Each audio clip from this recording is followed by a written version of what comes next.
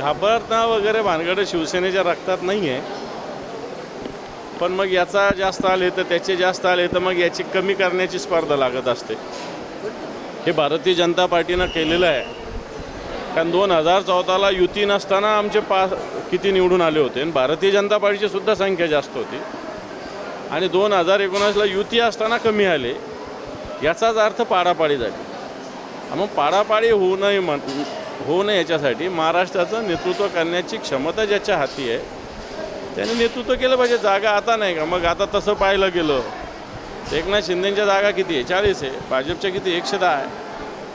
आणि म्हणून मला असं वाटतं की जागा हा महत्त्वाचा घटक नसून येणार का या महाराष्ट्राला एक सुराज्य देणं, कल्याणकारी राज्य हे देणं महत्त्वाचं आहे, आणि ते उद्धवजींच्या नेतृत्वाखाली या महाराष्ट्राला मिळू शकेल. युतीमध्ये जे मुख्यमंत्र्यावरनं वाद झाला, काहीही वादाचा विषय नाही.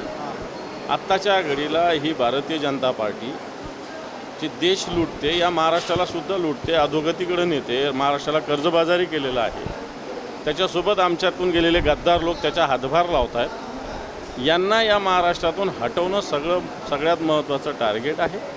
मुख्यमंत्री कोण होणं हे नंतरचा मुद्दा आहे. आधी हे हटले तर मुख्यमंत्री होईल ना. त्या गोष्टीला काही अर्थ नाही. कोण कुठून लढणार, कोण कुठून लढणार नाही, या गोष्टीला आत्ताच बोलण्यात काही अर्थ नाही.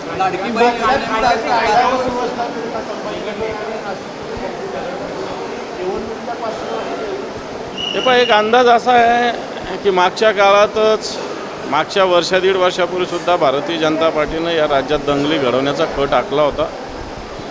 मग संभाजीनगर असेल, अमरावती असेल, शेवगाव असेल, संगमनेर असेल, कोल्हापूर असेल, अनेक ठिकाणी अशा दंगली घडवण्याचा कट केला, पण जनतेनं त्याला ठीक घातलेली नाही. आणि आतासुद्धा अशा पद्धतीनं कोण काढतं मोर्चे? भाजपचेच लोक काढतात ना.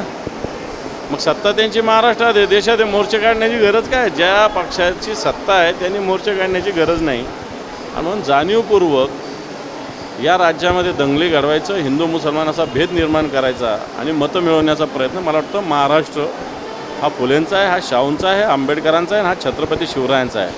अशा याच्यातून महाराष्ट्र कधी जाणार नाही. महाराष्ट्राच्या जनतेची सद्सद्विवेकबुद्धी शाबूत आहे. लोकसभा निवडणुकीमध्ये दादा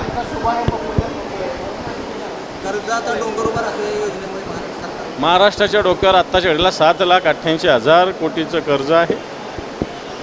शेतकऱ्यांचं अनुदान जसंच्या तसं बाकी आहे.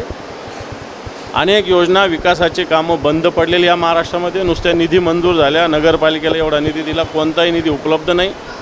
सगळा निधी अशा पद्धतीनं लोकप्रिय योजनांकडे वळविलेला आहे. मतं मिळवण्याचा खटाटोप आहे, परंतु या नादामध्ये महाराष्ट्र विकासापासून कोसोतूर जातं हे सत्य.